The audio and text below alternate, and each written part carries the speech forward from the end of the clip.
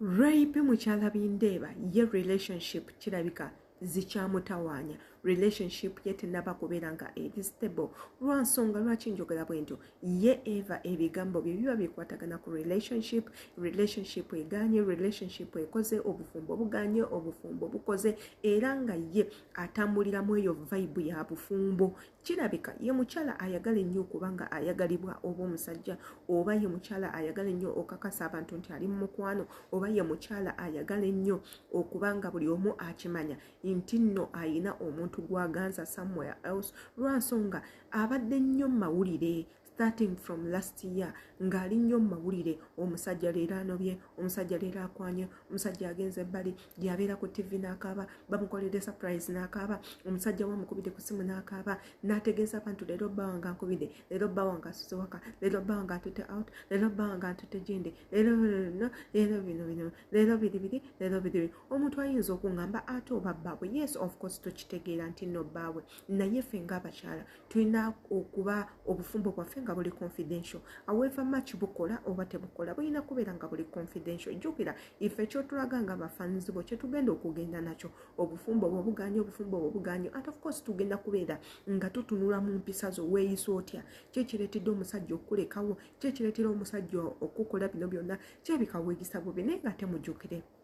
obufumbo okukola tekiriiko kuba nti oli mulungi nnyo obufumbo for marriage to work out sigama nti olina kubeera na mpisa ziyitiridde nnyo marriage to work out sigama nti oba olina kuba mukozi nnyo olina kubeera mugezi nnyo ebyo byonna abasajja tebibakolera for marriage to work out it's God katonda yateekateeka obufumbo n'agamba obufumbo buno bugenda kubeerawo ne bubeerawo obufumbo buno mugenda kuwangala ne ki happening obufumbo buno bugenda kubeera nga bweyagaza bu inspiring abalala era nekikola for likes tutunulire Zuwena ne bbaawe Bebeko tutunulire ku Bobi Wine ne mukyala we n'abantu abalala bangi nnyo n'abatali ba public figure basufigombya bonna babadde mu relationship bali ne babba baabwe be basookirako naye there is nowhere wolaba relationship ya Sophie Gombia ne bbaawe Samugombia jjukira their relationship used to be in media ne failing nga buli wolaba Sophie Gombia bbaawe abeerawo Samugombia ne bibeerawo ne bitubuzaabuza until obufumbo bwabwe bwatandika okuyuga and as people ababawagira ffe tuleetera obufumbo bwammwe okusaanawo immwe ba celebrity weziwe mubadde temukimanyi kubanga tugenda kuteekako pressure y'amaanyi buli dakika obeere nga otutegeeza ki ekifa mu bufumbo bwesonze ngamba ba celebrities mwandirize engeri gye mulina okukwata mu bufumbo bwammwe if at all mwagala bubeere nga bukola mu bujje mu social media leka omwami wo abeere private those likes of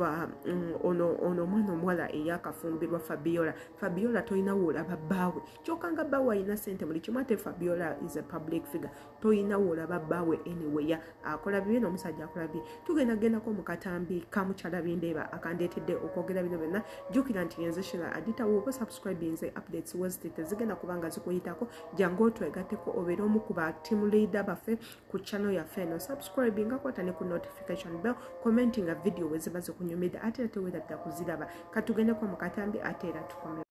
I never want to be somewhere where I feel like nesiba kumuntu. I always want to have someone I feel like anjagala nange mwagala. Inze mbalayirira ne wendi banfumbiddwa nga batugasse mu makanisa batugasse mu muzikiti batugasseewa nga nkukooye mba nkukooye. Bw'oba ontaddeko embeera gye ssaagala mbu mweyenzayeza amanyi abakazi babagamba ndowooza basenga bamwe babanjuza bagamba guma nga bagamba nze siriza awaadi mu bufumbo guma as if there is a gold medal Angela Katetumba yagamba titugenda guma omusajja atampa kitiibwa newe tuliba myaka 5 nja kuvaayo omusajja ifulamu yankuba newe tuliba myaka 7 nga sinnafa nja kuvaayo newe Inze ndowooza rape is just an insecure ku bufumbo bwe era nga ekyo ekyokera ku makya n'alosing omusajja si kyo ekintu kyayagala okuwulira and of course buli mukyala yenna tayagala kubeera nga alozinga musajja we ayagala omusajja n'amubeera ku kido omusajja we ne babeera nga beeyagala from Monday to Sunday era nsuubira ne rape kyaliko naye too much excitement mu bufumbo banange too much excitement esobola okuviirako for marriage not to work out ate nno bino wembyogerera tubadde twakamala okulaba obutambi bwabwe ngenda bazaayoka emabega ku butambi bwa rape bwabaddemu ennaku zino bubadde butrendinga along with Zari Hassan ne mukyala wa SB4 Media nga bali ku butambi boogera ku nsonga za bufumbo era yes nkimanyi abakyala nga mwena muli eyo nga mulina abasajja era emboozi ebeera ku basajja bangi nnyo nkimanyi mugenda commentinga nga mugamba tofumbirwangako so you don't know this feeling era nkitegeera mugenda kukiŋŋamba Adita tofumbirwangako you don't know this feeling sifumbirwangako naye I've ever been in a relationship before nali njagaddeko nze mu mistakes ze nakola mu relationship ze nasookamu zanjigiriza abasajja trust me abasajja tebalina kye baagala tokeranga ku makya ne weesigula nti omusajja yakuwasobola okuba oli mulungi your beauty cannot keep a man nkikuddiramu your beauty can never and never keep a man obulungi bwe tebusobola kukiipinga musajja sente zo ziyinza obutamukiipinga kubanga asobola otuuka ekiseera sente zo nawuyanga azeetamiddwa nga tomuwa mirembe yes nga tomuwa mirembe n'atambula n'agenda ebyo byonna byonna tebikipinga musajja abasajja beetaaga okuba nga bali free kyekintu kye baagala nze kyonna kinotisinga nze I did a lot of mistakes mu relationship yange omusajja mubeerako all the time ne mulaga nti ye muntu gwe neetaaga jjukira sirina mikwano eva mbanjagala mbeere naye bwenoona omuntu wenoonya ogw'okwogera naye alina kubeera bba wange n'ebyama byange neetuuka ekisanga mbibuulira ye lwansonga namwesiga nnyo ate nga ye ebyo si byayagala ayagala peace ebbanga lyabanga tannabakoma owaka nemuteekamu esimu nemubuuza olidda wanga tonnatuuka ngewakasikusanzeeyo ngaebintu baabikoowa abasajja baagala nobawa tayimu yaabwe ne bakola byonna bye baagala gwe ng'oli waka otodde if you have friends go with friends abasajja ne baagala nnyo lugambo nakwogera nnyo kwewaanawaana nnyo bamulisa let me tell you a story. I have a sister of mine yali in a relationship so she woke up one day and started posting her boyfriend on social media. My young sister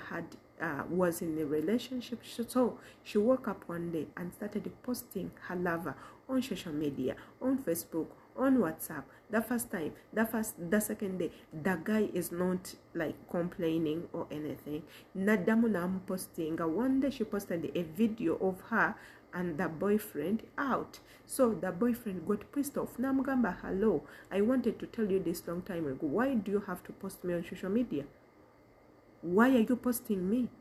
Why are you telling everyone that I'm your boyfriend? This is wrong. I don't like it. Kweba joko olutalo neba breaking up to right up now. So guy nagezako okwogera n'omusajja manye what's really happened. Nangamba nze sagala bintu byakunteeka ku social media. Ebintu ebyo tebinkolera. Lwaki muganda w'abanteekayo mulekerawo olugezigezi. Ife ebintu ebyo twabikoowa ne mmanya kyekigenda mu maaso. So n'ebyo ndowooza weebituwe biri. So yenze Shila Adita njagala mmanye kikyolowooza katambika nene. Hi guys, Bachala Gondi, we are here. Never Kazavaka Saja Kuturia, Hatimugena Kunyega. Tell them. Mena Bantam Chala retire. Chala means a common point. Abadi yo. Tetubamani namwe mukole relationship za mweyo fena feti Zimbabwe mwe na feti Zimbabwe. I know. Oh, nice to meet you, by the way.